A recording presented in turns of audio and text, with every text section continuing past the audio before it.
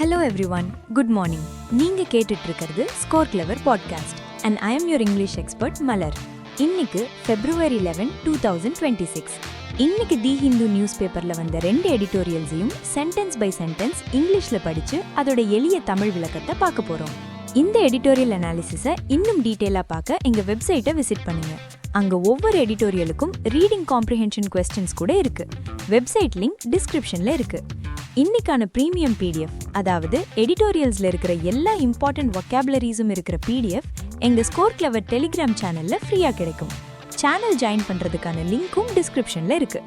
உங்களுக்கு ஏதாவது சென்டென்ஸ் புரியலனா feel free to pause and analyse. புரிஞ்சதுக்கு அப்புறம் முடிஞ்சா அந்த சென்டென்ஸை 2 தடவை சத்தமா படிங்க.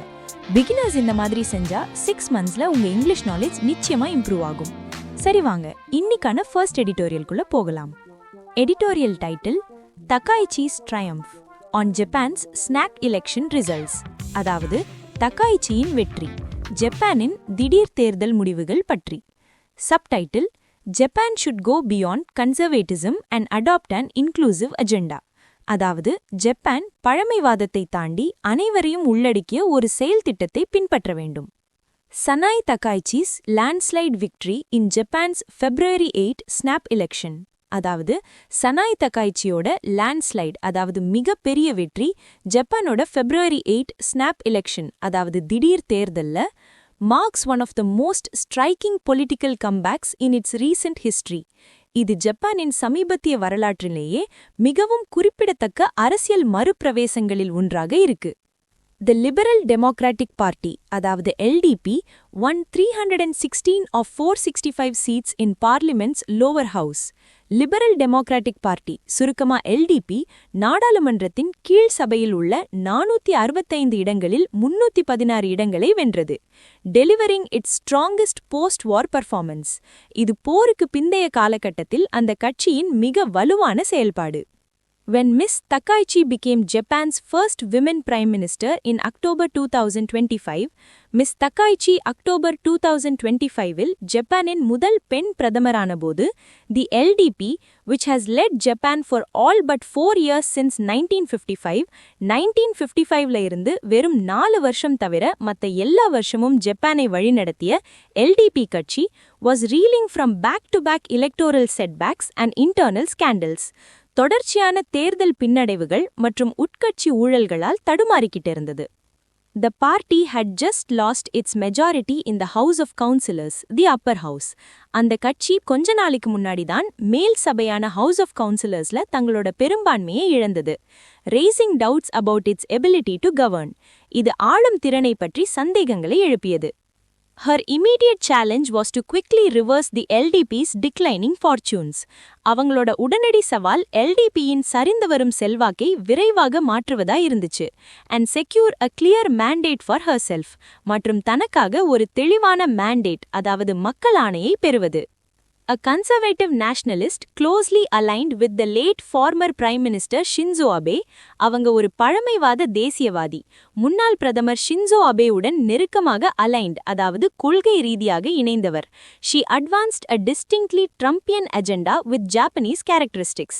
அவங்க ஜப்பானிய குணாதிசயங்களுடன் கூடிய ஒரு ட்ரம்பியன், அதாவது ட்ரம்ப் பாணியிலான செயல் திட்டத்தை முன்னெடுத்தாங்க. She pledged to crack down on immigration. அவங்க குடியேற்றத்தை கடுமையாக்குவதாக உறுதியளிச்சாங்க. And stand up to China's military and economic influence in the region. மற்றும் இந்த பிராந்தியத்தில் சீனாவின் இராணுவம் மற்றும் பொருளாதார செல்வாக்கை எதிர்த்து நிற்பதாகவும் சொன்னாங்க. Her government proposed to make it tougher for foreigners to become citizens. அவங்க அரசாங்கம் வெளிநாட்டினர் குடிமக்களாக ஆவதை கடினமாக்க பரிந்துரைத்தது. And also encourage prospective residents to learn Japanese. அதேபோல இங்க குடியேற விரும்புறவங்கள ஜப்பானிய மொழியை கற்றுக்கொள்ள ஊக்குவிக்கவும் செஞ்சது. She withdrew an unpopular fuel tax. அவங்க மக்கள் விரும்பாத எரிபொருள் வரியை திரும்ப பெற்றாங்க. And promised more tax cuts. மேலும் வரி குறைப்புகளையும் செய்வதாக உறுதியளிச்சாங்க. Miss Takaichi stated that Japan could militarily intervene in the event of a Chinese attack on Taiwan. Miss Takaichi சொன்னாங்க, சீனா தைவான் மீது தாக்குதல் நடத்தினால் ஜப்பான் இராணுவ ரீதியாக தலையிடக்கூடும் என்று. இது பெய்ஜிங்கை தூண்டிவிட்டது. அதனால அவங்க ஜப்பானிய கடலுணவு இறக்குமதிக்கு கட்டுப்பாடுகளை விதிச்சாங்க and limits on critical minerals exports to Japan மற்றும் ஜப்பானுக்கு ஏற்றுமதி செய்யப்படும் முக்கியமான கனிமங்கள் மீதும் வரம்புகளை விதிச்சாங்க. While her victory as the first women prime minister is historic, அவங்க முதல் பெண் பிரதமராக வெற்றி பெற்றது வரலாற்று சிறப்புமிக்கது என்றாலும் it is shaped by a paradox. அது ஒரு முரண்பாட்டால் வடிவமைக்கப்பட்டுள்ளது. அது என்னன்னா அவங்க அரசியலை வரையறுக்கும் பழமைவாத சித்தாந்தம். She has made repeated visits to the controversial Yasukuni shrine. அவங்க சர்ச்சைக்குரிய கான்ட்ரோவர்ஷியலான யசுகுனி கோவிலுக்கு பலமுறை சென்றிருக்காங்க. She opposes same-sex marriage. அவங்க ஓரின சேர்க்கையாளர் திருமணத்தை எதிர்க்கிறாங்க. And many supporters have urged her to amend the constitution to remove the pacifist clauses. மற்றும் பல ஆதரவாளர்கள் அவங்கள அரசியலமைப்பை திருத்தி pacifist அதாவது அமைதியை விரும்பும் பிரிவுகளை நீக்க சொல்லி வற்புறுத்துறாங்க. Although Ms. Takaichi enjoys warm ties with US President Donald Trump, Ms. Takaichi அமெரிக்க அதிபர் டொனால்ட் ட்ரம்புடன் நல்ல உறவுகளை கொண்டிருந்தாலும் she also faces pressure from Washington to move towards a more militarized security posture. அவங்க வாஷிங்டனிடமிருந்து militarized அதாவது இராணுவமயமாக்கப்பட்ட பாதுகாப்பு நிலைப்பாட்டை நோக்கி நகர வேண்டும் என்ற அழுத்தத்தையும் எதிர்கொள்கிறார்கள். But if Ms. Takaichi uses the huge mandate to remilitarize Japan and adopt a more muscular foreign policy, ஆனால் Ms. Takaichi இந்த பெரிய மக்கள் ஆணையை ஜப்பானை மீண்டும் இராணுவமயமாக்க பயன்படுத்தினால் and adopt a more muscular foreign policy மற்றும் ஒரு வலிமையான வெளியுறவு கொள்கையை கடைபிடித்தால் she risks placing herself on the wrong side of history. அவங்க தன்னை வரலாற்றின் தவறான பக்கத்தில் நிறுத்திக் கொள்ளும் அபாயத்தில் இருக்காங்க. Post-war peace helped Japan rebuild an economy devastated by conflict. போருக்கு பிந்தைய அமைதி போரினால் பேரழிவுக்குள்ளான ஒரு பொருளாதாரத்தை மீண்டும் கட்டியமைப்புக்கு ஜப்பானுக்கு உதவியது and dramatically improve living standards மற்றும் மக்களின் வாழ்க்கை தரத்தை வியத்தகு முறையில் மேம்படுத்தவும் உதவியது. Rather than issuing provocative statements that risk imperiling Japan's economic ties with its largest trading partner, ஜப்பானின் மிகப்பெரிய வர்த்தக கூட்டாளியுடனான எக்கனாமிக் ரிலேஷன்ஸ் அதாவது பொருளாதார உறவுகளை imperiling அதாவது அபாயத்தில் ஆழ்த்தக்கூடிய ஆத்திரமூட்டும் அறிக்கைகளை வெளியிடுவதற்கு பதிலாக she should return to the country's long-standing position of studied ambiguity over Taiwan and prioritize regional stability. அவங்க தைவான் விஷயத்தில் நாட்டின் நீண்டகால ஸ்டடீட் ஆம்பிகுவிட்டி அதாவது கவனமாக கையாளப்படும் தெளிவற்ற நிலைப்பாட்டிற்கு திரும்ப வேண்டும் அண்ட் பிரையாரிட்டைஸ் ரீஜனல் ஸ்டெபிலிட்டி மற்றும் பிராந்திய ஸ்திரத்தன்மைக்கு முன்னுரிமை அளிக்க வேண்டும். Her focus should be on revitalizing the economy. அவங்களோட கவனம் பொருளாதாரத்தை revitalizing அதாவது புத்துயிர் ஊட்டுவதில் இருக்க வேண்டும் and addressing social challenges including an aging population மற்றும் வயதான மக்கள் தொகை உள்ளிட்ட சமூக சவால்களை எதிர்கொள்வதிலும் கவனம் செலுத்த வேண்டும். Stagnant wages and persistent gender inequality. Stagnant அதாவது தேக்கமடைந்த ஊதியங்கள் மற்றும் தொடர்ச்சியான பாலின சமநிலையற்ற பிரச்சினைகளிலும் கவனம் செலுத்த வேண்டும். The super majority that she now commands offers her an opportunity to move beyond rigid conservatism and pursue a more pragmatic and inclusive agenda rooted in pacifism. அவங்களுக்கு இப்போது கிடைத்திருக்கிற சூப்பர் மெஜாரிட்டி அதாவது அறுதி பெரும்பான்மை கடுமையான பழமைவாதத்தை தாண்டி செல்ல ஒரு வாய்ப்பை வழங்குகிறது and pursue a more pragmatic and inclusive agenda அதாவது அமைதிவாதத்தில் வேரூன்றிய ஒரு நடைமுறைக்கு சாத்தியமான மற்றும் அனைவரையும் உள்ளடக்கிய செயல் திட்டத்தை பின்பற்றவும் உதவுகிறது. சோ இந்த எடிட்டோரியலோட டோன் என்னன்னு கேட்டா it is analytical and critical. ஏன்னா ஆசிரியர் தக்காய்ச்சியோட வெற்றியை பாராட்டும் அதே நேரத்துல அவங்களோட பழமைவாத கொள்கைகளையும் அதனால ஜப்பானுக்கு ஏற்படக்கூடிய ஆபத்துகளையும் அனலைஸ் பண்றாங்க. அவங்க ஒரு மிலிட்டரைஸ்டு பாதையை தேர்ந்தெடுத்தால் அது தவறான முடிவா இருக்கும்னு கிரிட்டிசைஸ் பண்றாங்க. அதனாலதான் analytical and critical. Hey guys, ஒரு சின்ன பிரேக். உங்களுக்கு English vocabulary, idioms and phrases, phrasal verbs இதெல்லாம் மனப்பாடம் பண்றது கஷ்டமா இருக்கா? இனி அந்த கவலை வேண்டாம். கூகுள் பிளே ஸ்டோர்ல இருக்கிற எங்க ஸ்கோர் கிளவர் ஆப்பை டவுன்லோட் பண்ணுங்க. எங்க ஆப்ல இருக்கிற யூனிக் லேர்னிங் டெக்னிக் மூலமா நீங்க ஒரு தடவை படிச்சா போதும் வாழ்க்கையில மறக்கவே மாட்டீங்க. இந்த பாட்காஸ்ட் மாதிரி ஒரு புதிய முயற்சி பத்தி உங்க ஃபீட்பேக்கை மறக்காம கமெண்ட் பண்ணுங்க. இந்த பாட்காஸ்ட் உருவாக்க நிறைய எஃபர்ட் எடுக்கிறோம். So please லைக் பண்ணுங்க, உங்க ஃப்ரெண்ட்ஸ் கூட ஷேர் பண்ணுங்க and மறக்காம சப்ஸ்கிரைப் பண்ணுங்க. உங்க சப்போர்ட் எங்களுக்கு ரொம்ப முக்கியம். All right, let's get back to the second editorial. Title: New Beginnings on the end of Start as Opportunity. அதாவது புதிய தொடக்கங்கள், ஸ்டார்ட் ஒப்பந்தத்தின் முடிவு ஒரு வாய்ப்பாக. Subtitle: The end of START should prompt discussions on wider and equal terms. அதாவது ஸ்டார்ட்டின் முடிவு பரந்த மற்றும் சமமான நிபந்தனைகளின் அடிப்படையில் விவாதங்களை தூண்ட வேண்டும். On February 5, 2026, the new Strategic Arms Reduction Treaty, அதாவது START, காலாவதியானது. எக்ஸ்பயர்ட்னா காலாவதியாகிவிட்டது. A symbol of an older era in global geopolitics, இது உலகளாவிய ஜியோபாலிட்டிக்ஸ் அதாவது புவிசார் அரசியலில் ஒரு பழைய சகாப்தத்தின் சின்னம், where the US and the then Union of Soviet Socialist Republics were engaged in an escalating spiral of one-upmanship. அந்த காலத்துல அமெரிக்காவும் சோவியத் யூனியனும் எஸ்கலேட்டிங் அதாவது அதிகரித்து கொண்டே போகும் ஒன்-அப்மேன்ஷிப் அதாவது ஒருவரை விட மற்றவர் மேல் என்று நிரூபிக்கும் போட்டியில் ஈடுபட்டிருந்தாங்க. such as testing mammoth nuclear weapons and space races. உதாரணத்துக்கு பிரம்மாண்டமான அணு ஆயுதங்களை சோதனை செய்வது, விண்வெளி பந்தயங்கள் போன்றவை. START represented a pivotal shift in how they approached nuclear competition. START ஒப்பந்தம் அணு ஆயுத போட்டியை அவர்கள் அணுகிய விதத்தில் ஒரு பிவட்டல் அதாவது மிக முக்கியமான மாற்றத்தை குறித்தது. From unlimited accumulation towards negotiated reduction. வரம்பற்ற சேகரிப்பிலிருந்து பேச்சுவார்த்தை மூலம் குறைப்பதை நோக்கி அவங்க நகர்ந்தாங்க. It emerged from decades of arms control efforts. இது பல தசாப்த கால ஆயுத கட்டுப்பாட்டு முயற்சிகளிலிருந்து உருவானது. And altered the trajectory of the Cold War's final years. மற்றும் பனிப்போரின் இறுதி ஆண்டுகளின் trajectory அதாவது பாதையை மாற்றியது.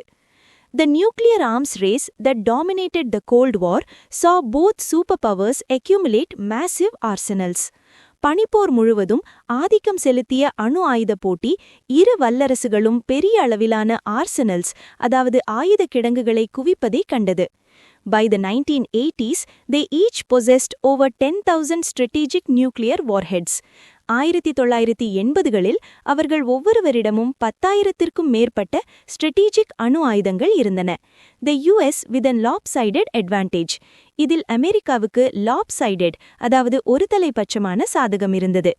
Earlier arms control measures, such as the Strategic Arms Limitation Stocks in the 1970s, 1970களில் நடந்த Strategic Arms Limitation Stocks போன்ற முந்தைய ஆயுத கட்டுப்பாட்டு நடவடிக்கைகள் attempted to limit the growth of these arsenals.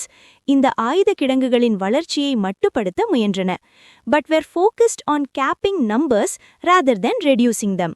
ஆனால் அவற்றை குறைப்பதை விட கேப்பிங் அதாவது எண்ணிக்கைக்கு வரம்பு விதிப்பதில் மட்டுமே கவனம் செலுத்தின. START 1 negotiations began in 1982 and proved complex. START 1 பேச்சுவார்த்தைகள் 1982 தொடங்கி சிக்கலானதாக இருந்தன. The treaty was not signed until July 1991. இந்த ஒப்பந்தம் ஜூலை 1991 வரை கையெழுத்திடப்படவில்லை. Just months before the Soviet Union's collapse. Soviet Union வீழ்ச்சியடைவதற்கு சில மாதங்களுக்கு முன்புதான் கையெழுத்தானது. It represented the first agreement between the superpowers to actually reduce strategic nuclear arsenals. இது வல்லரசுகளுக்கிடையில் strategic அணு ஆயுத கிடங்குகளை உண்மையில் குறைப்பதற்கான முதல் ஒப்பந்தமாகும். Rather than merely limit their growth. அவற்றின் வளர்ச்சியை வெறுமனே கட்டுப்படுத்துவதை விட குறைப்பதற்கான முதல் ஒப்பந்தம். The treaty required each side to cut strategic warheads to 6,000. இந்த ஒப்பந்தம் ஒவ்வொரு தரப்பும் தங்களுடைய ஸ்ட்ராட்டஜிக் ஆயுதங்களை 6,000ஆக குறைக்க வேண்டும் என்று கோரியது. And reduce delivery systems proportionally. மற்றும் ஏவுகணை அமைப்புகளை proportionally அதாவது விகிதாச்சாரமாக குறைக்கவும் கோரியது. This was a significant symbolic and practical achievement. இது ஒரு குறிப்பிடத்தக்க குறியீக்கு மற்றும் நடைமுறை சாதனையாக இருந்தது. Each country would have roughly 30% fewer warheads than existing agreements permitted. ஒவ்வொரு நாடும் ஏற்கனவே உள்ள ஒப்பந்தங்கள் அனுமதித்ததை விட சுமார் 30% குறைவான ஆயுதங்களை கொண்டிருக்கும். Later agreements built on START's framework. பின்னர் வந்த ஒப்பந்தங்கள் ஸ்டார்ட்டின் கட்டமைப்பை அடிப்படையாக கொண்டிருந்தன and reduced deployable warheads to 1,700 to 2,200 aside. மற்றும் deployable அதாவது பயன்படுத்தக்கூடிய நிலையில் உள்ள ஆயுதங்களை ஒரு தரப்புக்கு 1,700 2,200 குறைத்தன. and the New START Treaty 2010 limited each side to 1,550 deployed strategic warheads. மற்றும் புதிய ஸ்டார்ட் ஒப்பந்தம் 2010 ஒவ்வொரு தரப்பையும் 1550 ஆயுதங்களுக்குள் கட்டுப்படுத்தியது. Each represented further progress down from Cold War peaks. ஒவ்வொரு ஒப்பந்தமும் பனிப்போர் உச்சநிலையிலிருந்து மேலும் முன்னேற்றத்தை குறித்தது. The New START, with its 15-year lifespan, ought to have been replaced with more ambitious outcomes. 15 ஆண்டு ஆயுட்காலம் கொண்ட புதிய ஸ்டார்ட் இன்னும் ஆம்பிஷியஸ் அதாவது லட்சியமிக்க முடிவுகளுடன் மாற்றப்பட்டிருக்க வேண்டும்.